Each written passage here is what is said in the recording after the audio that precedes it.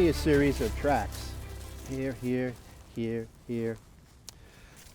And this is that fox coyote direct register where the front foot comes up and the rear foot goes right in the same hole. So every one of these marks would be two tracks, front and rear. And this would be like left, right. But each one would be a front foot coming out of the hole and a rear foot stepping in the same hole. And this is where we can kind of use measurements to get an idea which animal it is. That 16, 17 inch range that is normally the walk of a red fox, or the 21, 22 that's more coyote. And here we have 16 and a half. 16 and a half, yeah. So this is looking like fox, even though the track is so melted out. That's way bigger than a fox track would be.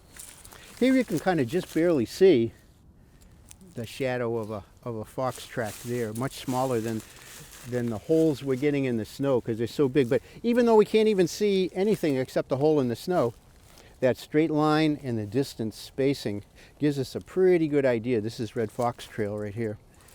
We got a track right here. You said 21 inches for the coyote, and that was 16 inches for the fox. 16, right? 17 fox, yeah. Now, it's a function of speed. The faster the animal moves, the greater this distance gets.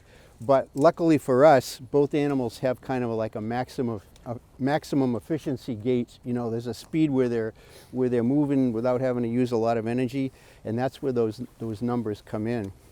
So this is a much bigger foot than a fox. We'd expect the coyote track to be 3 1/4 long, roughly, and this is looking like a little over 3 1/4. Too big for fox, but you can just barely see the 4 toes. The thing that's going to give this away as a canine track is that we have that mound in the middle. That little mountain in the middle, that's that space between the toes. And here you can kind of see the X. Can you guys see this? Mm-hmm. Okay, so those are canine characteristics. Could be domestic dog, but domestic dog doesn't usually walk like this. And the step length we're getting here is 20 and a half. Pretty close to that 21, which is a really comfortable gait for a coyote. So this is Coyote Trail going right through here. Lots of tracks in here. So there's more than one coyote moving here. I asked you guys to stand on the side, but actually if you stand where I'm standing right now, you can kind of see 2 coyotes and maybe 3. When coyotes move in that really efficient walk, if there's 3 or 4 coyotes traveling together, they often step in the exact same tracks. So you will follow a coyote trail and you think you're following one animal, and then they spread out like this and then come back together into one trail again. Oh, here's some clearer coyote tracks. We don't have to worry a lot about confusion with domestic dog here, but it's still, there could be a domestic dog go through, but most places you're gonna have to try to decide if it's coyote or domestic dog or fox or domestic dog. And these tracks kind of show some of the coyote characteristics, that the side toes are tucked in really tightly. So it almost makes like an oval shaped track. Sometimes people call it an arrowhead because you'll see ones that look like this. That kind of a shape is a coyote characteristic. Domestic dogs tend to have their toes spread really wide, and they have very blunt nails, kind of bowl toes and bulbous toes and blunt nails. But you know, there's all kinds of domestic dogs, so it is a consideration. But that's why you have to add the clues up. Okay, so it looks like a coyote track. It's the right size for a coyote track, and the step length is right for a coyote. You know, so now you've got enough information to be saying this is Coyote Trail. Look at the X's here. It's so clear. This is actually a really good fox track to take a look at. You can see the bar in the rear, and you can see the X. So the gaits that I was telling you about are really common. That direct register, stepping in the same hole gait is really common. But like all animals, there's a bunch of different ways that they move at different times. This is called a side trot here, where this animal is not direct registering. The rear foot is kind of swinging past and in front of the front foot. So this is a set front and rear, and this whole set together is the 4 tracks of the one animal.